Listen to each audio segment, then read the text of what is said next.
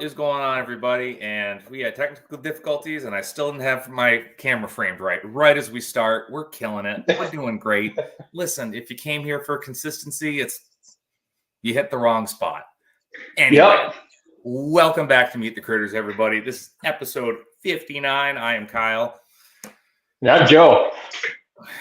And well, I literally, as we were both running around at exactly 8 o'clock, getting all of our last minute stuff together and figuring out headphones and all of it. It's like, we do this every week. We're at 59 episodes. You would think at this point we would be like pretty streamlined with it.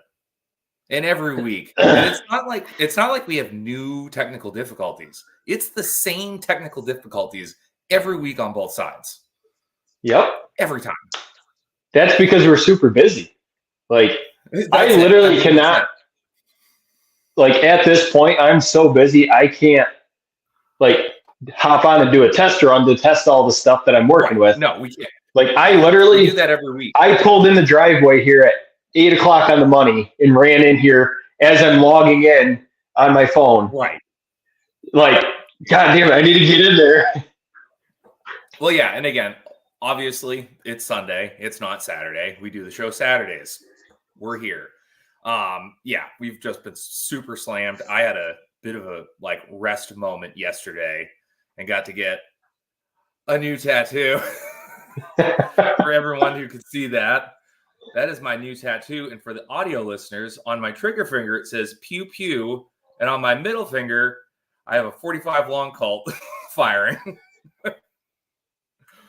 So I had 2 hours to just go out and be a delinquent for a little bit, and now I'm marked forever. Yep. From a birthday party. No, it wasn't from a birthday party. It's actually kind of a funny story. So I was originally going to my cousin's daughter's first birthday party. And they rented out an area at this really nice beach up here.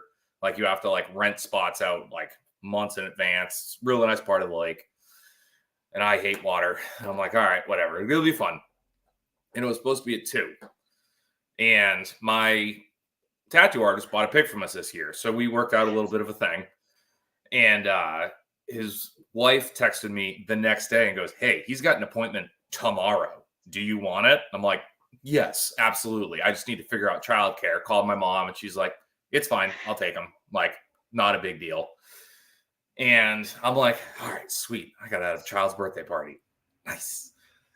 Get a call at 7 a.m. from my mom. She goes, I don't know what I was thinking. Party's at 10 and it ends at 1. So it's perfect. You can come to the party with us. I'm like, God damn it. So did the party, had a great time, got back to their house, and she was going to watch it for me while I went downtown because it's right in town. And I was like, yeah, bye. Went down, got that done. It was 2 hours. And again, this guy's been a customer of mine for a while now. And it's cool that talk shop with somebody who owns their own shop in a completely different aspect of life. Business. Yeah. And and it's we both talk about it, and it's again, he was saying a handful of times, he's just your job is so necessary and nobody knows about it.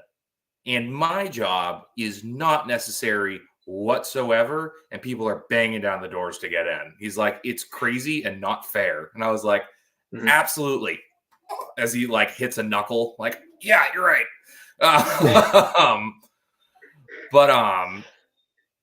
And he's like, I told him the idea when he came up, and he's like, all right, I like it. He's like, all right, yeah, another tattoo, cool, whatever. I'll get it drawn up and everything. And he looked up technical diagrams, so everything is to scale for the bullet, which is cool. But I'm talking to him, and I'm laughing, and I was like, he was finishing up. I'm like, well, now the other thing is, for content, I can't show my guns. TikTok and YouTube sometimes will just downright take it down if they see the gun. And he's like, okay. And I just held my hand up and went, and he just started crying laughing because he at no point in this tattoo had realized that I can do the handgun now and just go pew pew. So I marked myself for life because I thought it was silly. Yes, Rachel, I finally got a haircut. I finally got one. It's a once every maybe 3 times a year. You know, you gotta do what you gotta do. I know this is getting somewhat aggressive. I need to trim this up somewhat. Well, now I'm getting more professional in the shop. Unfortunately, with the USDA stuff going through, I'm going to have to start wearing beard nets with the length of my beard. Well, it was getting out of control, and my beard nets weren't containing it. So, I mean, I can leave it out of the HACCP plan. It's just we're going to have a lot more clientele. Like this week, out in my holding pens right now, I have 9 hogs, 3 lambs, and a beef for tomorrow's slaughter. Oof. Yeah. So, I mean, and this is my whole fall. Looks like this right now. And then when we go USDA, it's going to be I mean, we're pushing for our goal is 20 animals a week, mixed batch of whatever it may be. We just got to figure out how many people and what equipment we're going to need to get there. So, yeah. Yeah, I know. We're starting to ramp up too, which is nice again. Like I'm booked out on beef basically until hunting season. So then I get to be a little more picky and choosy about what I'm bringing in. But like this week I had a beef, 4 goats, and 2 pigs to process on top of, again, just family and all the other things that go on in life when you work from home. And it's like, oh, this is fun. Like I miss being in the shop, obviously. But then there were other days where I'm like, I was out till 10 o'clock last night grinding sausage and packaging it because life and like having my wife's schedule to worry about, her work wise and things like that. It's like, yeah, you got to juggle, you got to figure it out. But it's like, it's nice to have that run in it again of just like, we're going, we're just running at it. And it's like, I had a moment again where I was out there at 10 o'clock last night and like closing up and just going, there's still something about it I do like love and miss. Yeah. I mean, I'm glad we're slowly getting the schedule figured out, like a steady schedule, and it's coming together, but it's taking some time. So we'll see. We got my stepbrother Logan. He's moving back. He's going to be helping me on the farm. I don't think we really talked about it too much, but he's pretty much, we're going like 50-50 partners on the farm is what the plan is. So we can grow and expand the farm, but I'm so busy in the shop. I need that extra person on the farm. I have to, because was it last week when I went out to Erie, I was pushing 80 hours from Monday till Friday, and I left at a decent time on Friday. So I'm working 7 days a week normally. So it's Saturday, finding the time to do anything. And trying to keep up on the farm. I need fences built. We got to get the barn gutted and reset up for Fairwind because now I'm going to have December piglets, most likely. Thank you, Mr. Pig. And so it's just getting everything straightened out and figured out and getting a schedule down so I can start getting back to my normal schedule where I'm not here. Where I'm not. I don't mind the 7-day work weeks. No, I really don't. But it would be nice to have like a couple days where I only have to work 8 hours and not 16. So that'd be nice. That'd be something. Yeah. Which the normal brings me to Digger's comment. Kyle looks normal to me. Now I took it as a compliment, but I feel like that could also be taken. It's like, wait, what's normal? Because I have those moments in life where I go, I'm not normal. I'm not like all these. I'm something different. Kyle, you're your own normal, Kyle. That's all. I don't even know if I can use that word. Like if you can use that word to describe who I am. You have your own uniqueness. Listen, I am more unique than I am normal, I feel like. And that once again could either be taken like as a good thing or like a bless his heart kind of thing. Like he's unique. Like Yeah. Yeah. Sure is. Actually, Kyle is the Logan's. new normal from Canadian Farmstead. I don't think Yeah. that's true. If Kyle's the new normal, we're all screwed. We're done. Yeah. Yeah. Yeah, I don't think that works. Society's gone. I mean, society's gone. Yeah, we're done. I mean, listen, if we ever get to a point where I'm the normal one, you better believe I'm high on the hog. I'm doing great in life. I've said it. I think I've said it on this podcast. I've definitely said it on Two Man Tim's podcast. Like, if I get to the point where I'm a normal person, I'm full Negan from The Walking Dead. I don't care. Like, it's going to take a very short amount of time before it's like, well, look who's got a baseball bat with barbed wire on it. Weird. Yeah. Yeah, Logan, he came out this weekend to bring some of his stuff out, and he talked me into processing my meat chickens finally. So we did that this morning. So, and that's how I injured myself. You finish yours, yeah. Yep. I thought I broke my hand. Oh. While processing. Yeah, it's all fucking. Oh. Yeah. No, luckily it's not broke. I had chicken come up out of the kill cone, and I had a live one in one hand, so I'm trying to catch the other one that's flopping all over the place. When I reach down to grab it, my pinky literally went sideways, and I hear snap.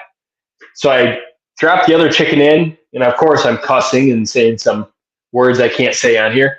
And so I grabbed it and I popped it back in, but I wasn't sure if it was just dislocated or if the bone was actually broke, and I just like reset it. So I ran and got x-rays today, and then we had family dinner, and I was unloading animals from the, everything that I've had booked. So it's been a crazy day, but and then you still made it. Those people, then you look at those people and go, listen, I can't chat. I got to go. There's 11 people across the country right now that are waiting to talk nonsense. Yeah. Hey, 11 people is better than 0. Exactly. But I did at the auction I went to yesterday, because that was part of the reason, when you texted me, and I was like, perfect. Like, I had another auction to go to. It wasn't a 4-H one this time. It was their own show thing. But we didn't pick up a lot of animals there, but still got our name out there. But you remember James Fiends that we had on? Yeah. So there's another processor out there, Coots. I'm actually going to try getting him on the podcast. He's a pretty decent guy. He came up and he was saying that he listens to us every week now. And that's awesome. Yeah. So that was pretty cool. That's like my first real interaction with someone that actually follows on like a steady, basis. So it'd be cool to have him on. He seems like a pretty cool guy. And he has his own little his setup's more like yours. Like he was telling me he's got some freezers in his garage, and he built the addition off the back, and so it'd be cool to have him on and chat with him.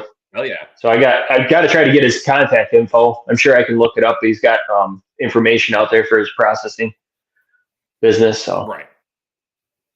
Yeah. So I'll get into why this friend was here today a little bit later, but I've got a buddy who I do a lot of business with. He buys pigs and piglets off of us, and I process all his bears and everything like that. So he's one of those awesome dudes that it's like I can call him and he'll be like, yeah, I'll be there. Like he came over to help castrate pigs today again. Like, so we were chatting and doing stuff. So he's in the process of like really building up his homestead and like building a storefront and like really getting after it. And he's got a lot of good ambition and a lot of great ideas about doing seminars and like courses for like maple syruping, and he wants to like work with me to do like processing seminars, which I've already thought about doing. I just haven't had the the foot in my ass to do it. So it's like, all right, like we'll work it out. And he has brought the idea to me to start also doing poultry, because he trying to buy all the equipment to do poultry and wants to try to work out something to where it could be beneficial for both of us to make it work. And I'm like, ugh, Yeah. you're literally making it so easy. Like, you're making it so easy to say yes to this. Yeah. But also, no, please don't make me do It this. sucks. Like, it sucks. But if you get a good, if you and him work it out where you guys process both your birds together and you get a good rhythm down, like we had, right. it was me and my brother Josh today, which we processed birds together. I don't even know how many times now, and we know what we're doing. Logan hopped in. He was he used to cook. Him and my brother Josh used to be chefs, and so he knew how to break down birds. He just had to get back into the rhythm. And then we had Logan's brother Nathan was here, and he was catching birds for me, and we blew through 30, 35 birds in like an hour and a half, fully cut, wrapped, done, like cleaned up. Perfect. Once you get a good system and a good group of people down, they're super easy, and it's good money. It really is good money. You can make decent money off poultry if you're doing it right. Right. It's just not fun. And you smell, you're soaked. There's just so we got a great group of people in here today. Yeah, we got a great group of people in here today. I appreciate all you folks. Yeah, he's making it very easy to say yes, and I'm just being reluctant because I'm being a bitch. That's pretty much it. That's pretty much where just do it. So, I know. Like Brian always tells you, you hate money. You hate money, Kyle. I do hate money. That's it. I hate money. Yeah, more than likely it's going to happen. But need to talk to the missus and do all that. Yeah. And just pull the trigger on it. But no, we got the last of our piglets castrated and moved. All the gilts moved too. Awesome. Because if for people who were listening the last time, I said, oh, we did castration. We lost like 8. 8 of them made it through the fence back into the main pig area with the sows. And it was not going to happen that day. And we're like, hey, you know what? We'll give them a day or two and get them used to coming back in. We'll be fine. And then it rained for 2 weeks straight. So we were like, okay. And I was like, you know what? My mom can come up and watch the girls for like 2 hours. It's been nice and dry. We've had great weather. Let's do it. Walk outside, pouring rain all night and sprinkling this morning. And I'm like, fantastic. Great. They get there and we get them separated. For those who don't know, I'll just do a quick refresher. I have my main pig area that has my sows and the piglets, like the farrowing area. And I have a corral built off that I've made so that the piglets can get in, the sows can't, and I feed them in there so I can easily separate them to grab them. It's only 12 by 12 instead of a massive paddock. So we get them in. I screw the gate closed, and we're just kind of standing talking. We're basically all set up. We're just coming up with a game plan.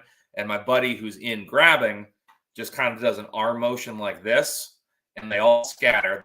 They all know where the gate is, and they've all been trying to push on it a little bit. But when he went like this, like with his arms out, they all freaked, and all 8 of them pushed right against that gate, and that gate went flying. And all 8 pigs ran right back in. And right as they did that, the heavens opened, and it was just pouring. And we're all 3 of us are just standing there like, son of a bitch. Nope. So it was then just a waiting game of like, all right, now we got to maneuver everybody around and like keep everything nice and calm. Let's put some more feed in. Let's turn the electric off. Like, let's do all this nice stuff. Then let's try to push them. And the only thing that's doing is the sows are coming over there because they're big babies. And they're like, oh, you going to give us love? And it's like, But then we finally, some of them started to get more comfortable going back in. And then I just started throwing loaves of bread in. And they were like, oh, cool. I don't care about my testicles anymore because there's bread. So let's go do that. And then as soon as we did that, we got them like real quick in and out. He ended up buying 5 of them. So we only put the two bigger ones that I wanted, we put them in with the rest of the piglets, and then we just took the other 5 and put them in the bed of his truck with a cap on it. Like, wham, bam, bam, done. And it was like, thank Christ this is done. Yeah, I hate, like, I've contemplated literally getting rid of the breeding stock and just buying feeders from someone for the sole fact Yeah, I don't want to castrate piglets. It's bad. And I mean, Canadian Farmstead even said it. Like, they need to come up with a new way of castrating pigs. Listen, I'm sure they did. They did. We just got to teach the pigs that they're transgender now and they can't breed. Exactly. And there's no such thing as, testosterone abortion. Right. You identify as male. You need to look past your urges. Yeah, we just need to figure out a blocker that we can give to the pigs. Yep. I don't know. Maybe I'm sure they tested those blockers on pigs before. No, I guarantee it. Absolutely.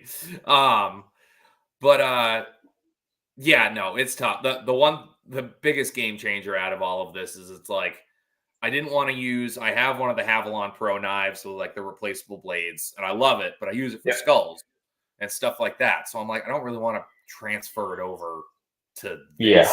This is very different. And so I was at Tractor Supply and they had just a regular one. Like, they had them there, but just like just the handle, didn't fold or anything like that. It came with the blades. Yeah. Yes. I was like, perfect. I'll just snag that. That was the biggest piece of shit I have ever bought.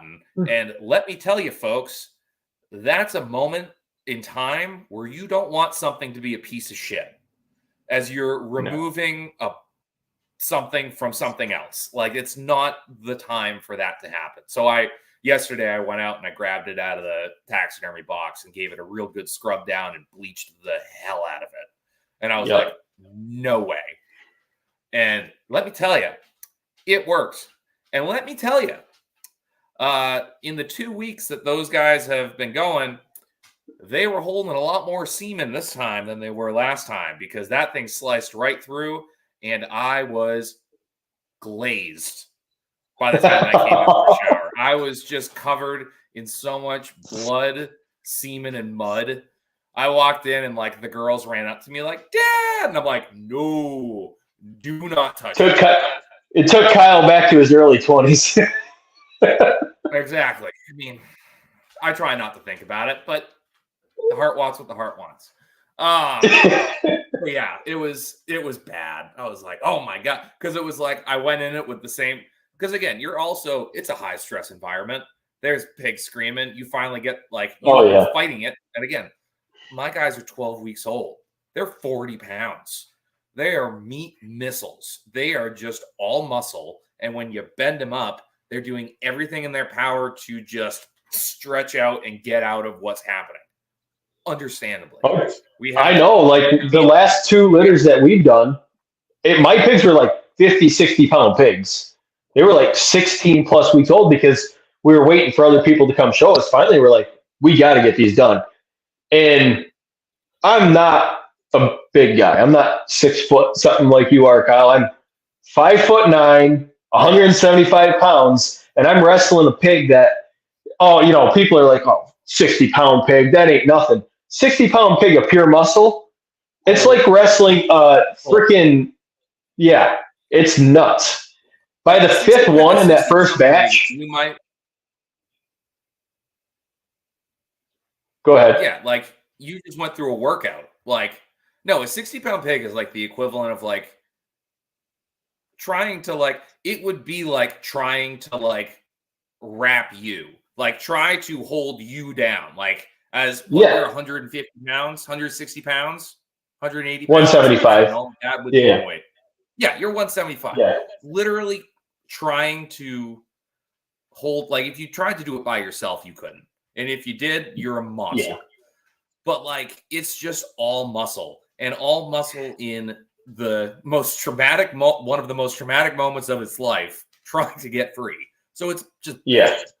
But my buddy's cousin came with us. He didn't tell him he just said they were going to pick up his pigs, not what we were doing on top of the pigs. So he came out in sneakers, which he regretted. Oh boy. But so he was holding the back legs. He was holding the back legs because my buddy was grabbing and holding the front legs. So he goes, how hard do I hold them? And I'm like, how hard would you fight if someone was trying to remove your testicles? And he goes, oh, got it. Get the first one in. He gets hands on it, and I see him pushing on it, and that 40-pound pig just launched his arms back, and he just made direct eye contact with me. I'm like, put his legs back, like put them down, like, and he's like, Jesus. Yeah, it was great. People don't realize like how it. No, they don't. That's why I'm trying to set up the barn better so we can pull the piglets out at a couple weeks of age, right, safely. So the moms aren't getting it, because as nice as our pigs are, like, I don't care. Yeah, they're still mothers, and they will be. Like, my sows are probably pushing 500-600 pound live weight right now. I don't want one of them to get a hold of my leg. And guess what? They can run like 20 miles an hour if they wanted to. They gallop to you to bite a chunk out of you. But that's what. Yeah, we're definitely my girls at this point. They are so done with them. Tyler's been launching them for the past couple days. Yeah. So they did not care, because we got 6 in, and then there were 2 left out. They were gilts, so we were like, perfect. We'll just deal with these 2. Ended up closing them in the back paddock, and then, but still, between the 2 of us having to get up, and of course they were the biggest ones, like the 2 of us trying to get a hold of these things in an area that's, I think that back paddock is basically the size of my shop. Like, it's that big, and it's like, good luck. And we ended up cornering them in the shelter and getting a hold of them, but goddamn, it's a lot. And of course, to add on top of all of this, again, soaking wet, covered in mud, blood, and semen, I also have a day-old tattoo on my dominant hand that I can't get wet or like foreign objects in. So I have a rubber glove, and then I have a work glove over top of it. And I'm like, this was so dumb. Wow. Yep. Yeah, and like that I'm hoping that I'm going to ice the crap out of this hand tonight. I've got 13 animals out there. I got to skin and gut tomorrow. And my dominant knife hand is swollen up like a friggin' baseball. I'm glad it's not broken, but it's still sore. Like, I've dislocated knuckles before, but that one was, I thought for sure I snapped the bone right here, like a boxer's fracture almost. Whoa. I was like, I finished out. That was like the first 4 or 5 chickens that we put in the cones. And I taped up my fingers so I couldn't move it little, but it was still, I was like, yeah, this isn't good. I tried breaking down wings after the fact because Josh and Logan had a bucket of wings left. And I made it through them, but it wasn't fun. So we'll see how this week goes. I'm just going to keep icing the crap out of it and taking some ibuprofens to help the swelling. Best you can do, I guess. That's the hardest part of, like, one of the hardest parts about our job. It's very physical. Like, we're always moving and running around. Yeah, I did see that with Lisa Robinson. She said, when I worked at a hog farm, I had a sow put a gnarly bite in my arm. Pigs are assholes. Yeah, they'll get a hold of you, man. They will, and it's not good. But our jobs are very physical. She also Go ahead. And we need our bodies to be in the best shape that we can, because if they're not, our job is nearly impossible. Like, between lifting or doing whatever, and it's like, if your hand breaks or you do something to your hand, like, get a tattoo on your dominant knife hand, it's kind of sucks for a little while. Like, to be able, and you can't not do it. It's not like you're not going to work for somebody else where you can say, hey, I'm taking a week's vacation so I can do this, or hey, I fucked up my hand, I'm going on, a couple weeks of disability. The doctor, we own our own businesses. The whole time when I was processing chickens, it's like, if I just broke my hand, I was thinking like my full-time guy's not fully trained yet. I still have to physically break down carcasses. I got to push the saw. I've got to skin. I've got to split. I've got to do all that myself still. Like I could try to talk him through it, but you know as well as I do, when you put a new guy on a splitting saw, they're going to fuck some shit up. I screwed stuff up. I'm sure you screwed stuff up when you started. It's going to happen. So I'd really like him to get a few weeks under his belt before I get him into doing some major stuff like that. Right. But that's all I could think about today. I'm like, man, if I broke my hand, I'm just going to have to power through. I would anyway, but I don't have a choice. I have to power through the pain and continue working. And I can't call people and say, sorry, I broke my hand. I can't take your animals for a couple weeks because I'm so booked. I can't, like, if I had free time in the next 2 weeks, you know, some of them are going to be understanding. Like, I do the ones that really need them done and then push the other ones off. I don't have that. Like, I'm booked until deer season and after deer season now. I've been booking animals almost daily still. It's been insane. Like, I'm super happy and I'm super grateful for it. But, yeah, it's nuts. Canadian said get comfrey on it. I'll have to try it. He also said, if only there was some way you could have avoided 1,000 needles in your knife hand. You know what? Honestly, I was just walking down and he jumped out of a bush with a tattoo gun and had me pinned for an hour and 45 minutes. I don't know what happened. And this guy's probably like 5'6". Guy's probably like 5'6", 130 pounds. Wrestled Kyle to the ground. Yeah, no, he's not a super tall guy. But no, yeah, it's freaking interesting, man. Like again, we're a half hour in, so now we get to the point of woe is me. I own my own business that we get to every time we have a solo podcast. That's because we're just trying to drill it in people's head that owning your own business is not freaking rainbows, unicorns, and like. People think that, and I don't understand how people think like, oh, you own your business? It must be nice. You get to go home after 8 hours, fucker. Like, yeah, no shit. We don't. Canadian Bard said, amazing you both had hand accidents on the same time. Same day. I'm pretty sure that at this point, me and Kyle just like mentally communicate. Yeah, we're twins. Like he texts me. Like I don't know if you guys know this, but we're actually in the middle of a remake of Arnold Schwarzenegger and Danny DeVito's Twins movie.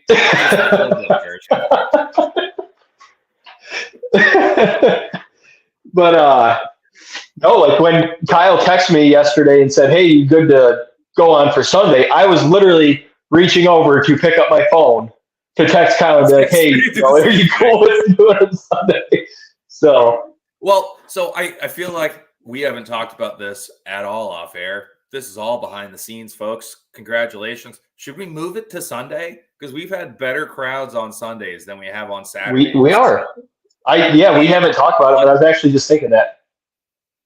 And honestly, it's somewhat easier because like Saturdays are still like a day where it's like you're like I'm off at least because I have the kids, but it's still like everyone plans things for Saturdays. So I'm always running around and doing stuff. And it's like Sundays are the day where it's like, okay, we're home. We might still have stuff to do, but we're home. So, all right, we got a couple move it Sundays. I'm fine with it. I'm cool with it. I mean, the only thing that sucks is where we overlap time with Toolman Tim. It hasn't affected our viewers. But sometimes I do like popping in there and checking out what he's got going on when I'm not busy. But I'm still cool with doing it on Sunday. So yeah, and I mean it might because I do want to get Tim back on again at some point. So it might be one of those things where it's like on the weekends at 8 p.m. Eastern Standard Time. It's like majority of the time might be Sunday. We might switch to Saturday if we need to. Again, we're busy. Like we're busy people. Like we're trying to figure it out. We're trying to make the time. Tim's doesn't come on until 9 o'clock here, right? In Eastern time? Does it? I'm pretty sure it's 9 o'clock. No, I'm pretty sure it's 9. We'll have to look. We'll look when we get off here. All right. Well, I haven't been able to catch one of his lately, but yeah. I haven't either. But yeah, no. So all right. Well, that sounds pretty good. We'll move it to Sunday, and that way gives us a little time. Tim is on Thursday, I thought. Did he move it? He had one on Sundays. Well, he did multiples. He was on Sundays. Yeah. I know he was on Sundays because I would catch him Sunday nights. Was like my only night where I could sit down and like hop on and watch. Lisa, I do see Canadian Farm says I'm bringing him up next. Lisa Robinson, Sunday's a day of rest. So church. I can't hear you anymore, Kyle. Gospel with Kyle and Joe. Oh, can you hear me? Hello, hello, hello. Am I just out of your headphones, or can you not hear me at all? Nothing. Now I can hear you. No, I disconnected them. Okay. All right. Good. And Canadian Farmstead says, "Don't invite Brian again. He can't afford another lightning strike." Yeah. Bad karma. No, maybe if we invite him on a Sunday, maybe God will take penance upon him. Yeah. And we're gonna get a lot more guests on. We got a lot. I've got a lot of the farm talk guys off of TikTok, like a bunch of people from our community over there that I've reached out to, and they have shown interest on coming on. So I've got a couple people that even today I was like, "Hey, you want to come on as a guest today? I know it's short notice, but what are you doing?" And they're like, "Can't today, but would love to." So cool. We're going to have more guests. We're going to get there, kids. I apologize. And I think it's going to be easier to get guests to commit to Sunday evenings versus Saturday. Like you said, everybody does stuff on Saturday. Time. So. Yeah. You catfished me into this. One of the people asked me on the show tonight, and look where he is. In the chat. Weird. Can't do it. He's secretly hiding in a corner to listen to our podcast. We should be thankful. Right, exactly.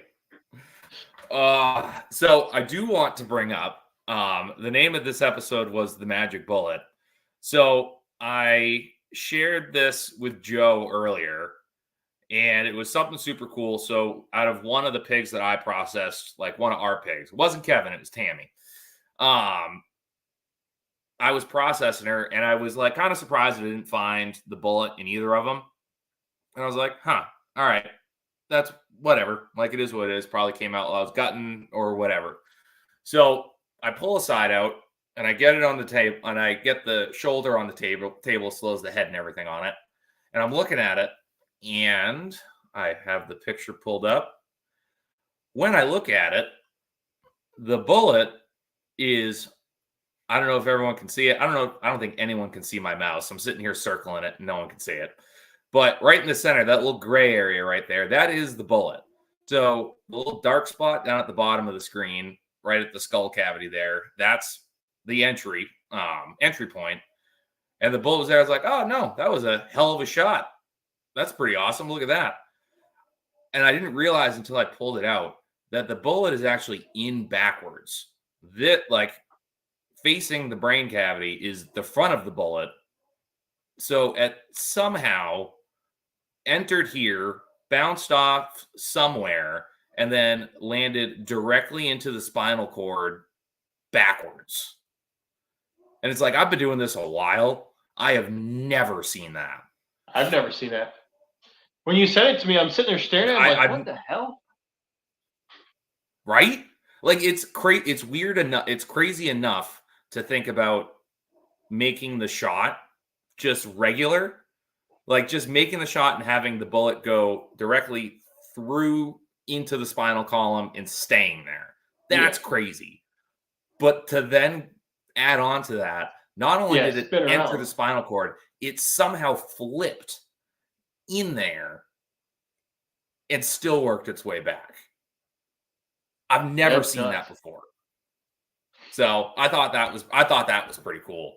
And it's, it's funny if you folks are in the Telegram group, this is something that you can go back and check out. That was the pig my buddy got the video of me dropping. And if you're in the Telegram group, you'll remember I had a fun night of pairing that with some very tasteful music that matched it very well. As well as like Celine Dion, things like that. Arms of an Angel as well at one point. So and I was like kind of studying it and watching it. And I'm like, it's freaking nuts. Like you would have thought it would have gone through the bottom of the skull plate because that's what it usually does.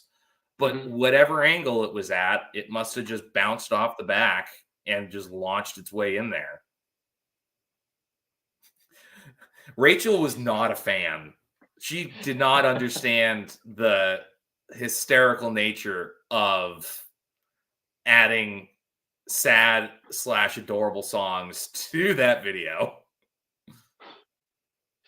She's too serious. It's too serious. But we need her because she gives us shit and keeps us in line. So she does keep us in line. Absolutely. But find a funny bone, Rachel. There is something funny about a perfectly timed Celine Dion song to a pig getting dropped. I honestly, my favorite one is I thought about pulling one up to put on here, but I knew they'd pull it down. Like I knew they'd pull down the video because that, for obvious reasons, they would pull down that video or this whole podcast. The Dangerous Woman one was my favorite because that one was timed perfectly. That's what you're here for, folks. Speaking of pig slaughtering, last week I got a chance to do 2 of my piglets out of the Mangalitsa sow that I used to have in the new boar. Oh, you told me that. Yeah, I think you told me that after the show last week. Yeah. So I was actually impressed. They were roughly 10 months old. They probably could have used about 2 more months. I don't know how they were being fed, but observations that I made from the previous litter she had with the other boars and this litter that I got to process out of my boar that I still have and the sow that I sold, hang weights way better. Like at 10 months old, the one hung at 195 and the other one was like 178 or something like that. At 10 months old, the other litters were like maybe 130, 140 hang weight. Yeah, I know what that's like. So, but another thing I noticed, they were leaner. They had enough fat cap on them, but not too much. Bacons look good. They still had some marbling started. Actually, pretty decent marbling. And the chops were much larger than the Mangalitsa crosses I had raised before. You remember how that was one of my big complaints? They were like little tiny chops. I mean, they were a nice size chop for the age. Like I said, I think they could have used about 2 more months of finishing. That would have put them over that 200-pound hang weight mark and would have gave them just a little bit more fat cap and a little bit more like size in their belly, but they had nice length to them. I was very, very happy with those pairings. I'm kind of sad that I didn't keep any of them for myself, but there's no way I could have swung. That's what always happens. But I'm glad that I got the opportunity to process them to see me playing around with the genetics on how it worked out. So that's the cool thing about what we do too, is that we do raise and sell and process all at the same time. So we do get to see the different scenarios of where our piglets go. Like I'm very interested to see how my buddy's pigs come out, the 5 that he took, because he got a mix of both. He got a couple of Tallies and he got a couple of Fionas, which if anyone's seen the pictures, again, same boar, 2 different sows, slightly different structures of different style piglets. Yeah. Yep. So I'm interested because he's more of a confinement isn't the word, but he likes to raise them more in the barn than having like a bigger run. Like he doesn't do he's not pasturing. He's doing a smaller area for them because he likes how that works for him. Like, and it's like, that's fantastic. But I'm like, I'm interested to see how they do, because I told him, I'm like, listen, if you haven't raised heritage genetics before, especially these lard breeds, you need to be present of it. Like, you need to keep an eye on it and watch it. And I'm like, listen, when you're looking at them, and I walked him over to one of the other piglets, I'm like, if you can see the two loins like coming together, you're still good. There still is probably going to be a bit of a fat cap there, but still, you want to see that ridge. If you look at them one day and they're just rounded over, it's like, cut back on the feed a little bit. Like I said, I didn't finish these guys, like these last pigs, and they still ended up with two, like Kevin had a 2-inch fat cap on them. Yeah. And it's like, that's the hard part about Mangalites, is because their back structure kind of comes up to a point already. So it's very hard to see that divot that you're talking about. So it's hard to judge, because they just keep building the fat cap on that ridge. For whatever reason, that didn't. I know exactly what you're talking about, because Red has it. Like, Red is just a tank, and he's got that big. But that didn't carry over to the piglets. They still have the Hereford backs. Like, they still have a lot of the Hereford build. So it's like, even still, like, even with the last ones, like, you could look at them, and then, like, again, like 5 months ago, I looked at them and I'm like, like, you're not big enough, and you're definitely too round. Yeah. Like, so I cut back the feet a little bit on them. And it's like, you got to gauge it. You got to make sure that you're not screwing yourself. Again, I love lard, and I produce a lot of it, and we use a lot of it. So it's like, at the end of the day, I'm cutting for that as well, or I'm breeding for that as well, because I do want that as a byproduct. But if you don't care and you don't want lard, like, stick with Yorkshires, like, or stick with a production breed that's going to give you a moderate fat cap. And that's the thing, like, with what I'm seeing, I'm actually going to be processing, next week, I'm going to be processing 2 of my piglets out of my blue butt sow crossed on the same board. So within a short amount of time, I get to see hang weight sizes, comparison on the different ages, fat cap. Man, that seems like it was so. How long ago? How old are they? They were born in February, end of February. Oh shit! That seems like it was yesterday. Like, I feel like it was yesterday we were talking about them. They're 6 months old. Now, they're not. Yeah. Pretty much, my buddy's raising them, and I have a date set for September for him. But I think he's fed up with them. They're terrorizing, tearing the barn apart. But I'm interested to see how they turn out. So. Yeah. Yeah. And you took the words out of my mouth. No pot bellies. No. Absolutely not. What was I gonna say? The only time I ever thought about it as like a good idea was when Josh was around and he was talking about how he raises them.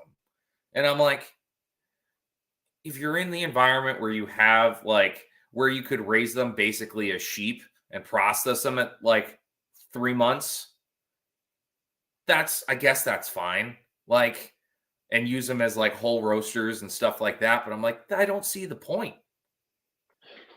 Like, if you're processing them early so they don't produce a lot of fat, just raise a different breed. Like, what do you got? You might as well just process a cat at that point. I mean, you got a fat rabbit. About the same amount of meat. Yeah, I don't know. I get it, but I'm also like, I don't get it. At that point, raise an Ossibot. Canadians, all roads lead to the Cooney Coon. Canadian, you're going to like my new video I shot Saturday morning that I'm editing right now for YouTube. So make sure you catch that one. You'll enjoy it. I had to take a step back in my pride, but I did mention the Cooney Coons in that video. I've dealt with them a handful of times, and I don't feel the magic. Like I don't have that magical spark when people touch a Cooney. Like I don't get it. Neither. So, all right. I'll mention on the podcast. With all the natural disasters that we've had recently here in Western New York, that mini tornado, all the flooding down, like literally 20, 30 minutes from us, southeast, that's devastated multiple farms and families and just homes. And then I finally got a chance to get on YouTube. Tyler actually did the video that we were supposed to do the collaboration with him on, right, for best animals for survival situation. So I've been wanting to do it for a long time anyway, but with the natural disasters, I've been thinking about it a lot. And then I stumbled across Tyler's video, so I covered it. So I'm editing that. And for pork production, if you're insistent that you need it, it makes sense to go with a Cooney Coon. It just does. In a survival situation, you can, if you got enough space around you, you can let them forage and get wild apples and acorns and nuts and the grasses. I understand. It makes you're not gonna get a lot of bacon or ham off of them, but you can still get bacon in a survival situation off of them. If you needed to, and I need to do that. I'll talk to you a little bit after the fact because I need to do that too. I need to get that video out. That might be the one that kicks me in the ass to get it going.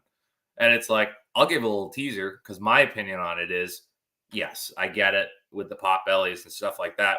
But at that point, get your hands on some Ossabaw because it's all of the qualities with not a ton of the negativity. Yeah.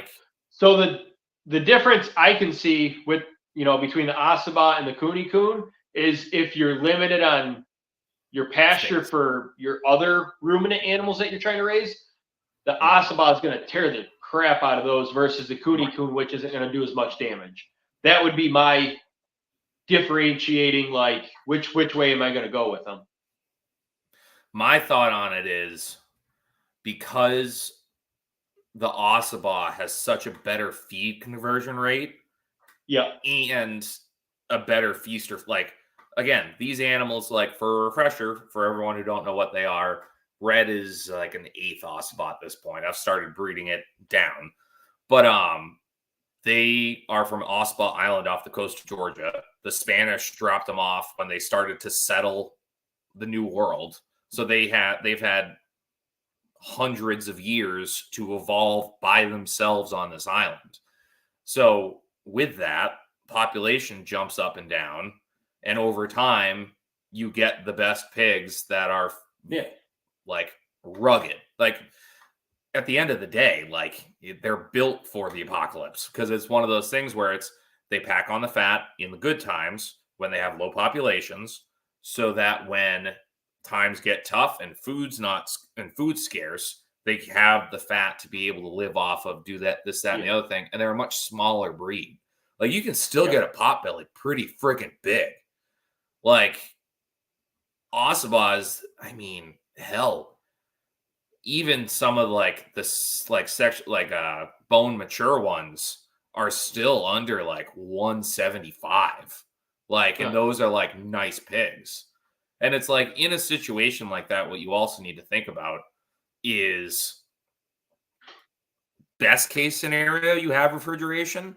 Like the very best scenario, you have a place that you can process those pigs and be able to live off it for a while. But in like a real survival situation where you're in a good spot where you can set up like a paddock that you can have pigs and stuff in, you're not going to be processing full grown animals. Your best case is that you have multiple sows and have litters constantly because you're going to be eating those. You're going to be doing those 2-month-old, 3-month-old pigs. Right. because that's going to be your meals for the next day or two. And then the next day or two, you're going to be doing it again. And you're going to be doing it again because you don't have the time or the resources to get those animals to the full weight. And even if you got them to the full weight, you don't have the power or the ability to preserve those unless you're smoking the whole thing. Yeah.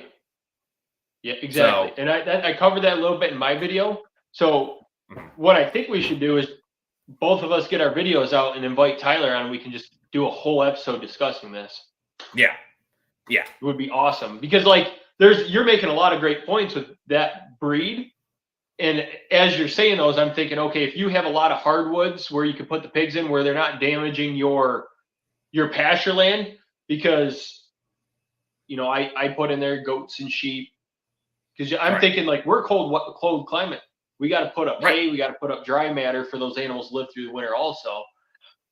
So I could see where the Ossabaws would be a great producer as long as you have the hardwoods in your area. I have it in my area, but I would have to go onto my neighbor's properties to do that. And then, which might work out because their property's gone. Well, I mean, it's just like keeping your neighbor happy with, like I do now. Offer them a pig or two for the year. Offer them a pig. There you go. Here's a pig. You grow some out. Yeah. No, it's a super interesting question. And again, we'll talk about it after, and we'll get our videos out. I'll get it filmed this week. Cool. And we'll talk about it just because it is a super interesting concept. Like it's not even a concept. It's how people lived. Like this is what the way things are going nowadays. We might be living like that again. We're doing it again. Right.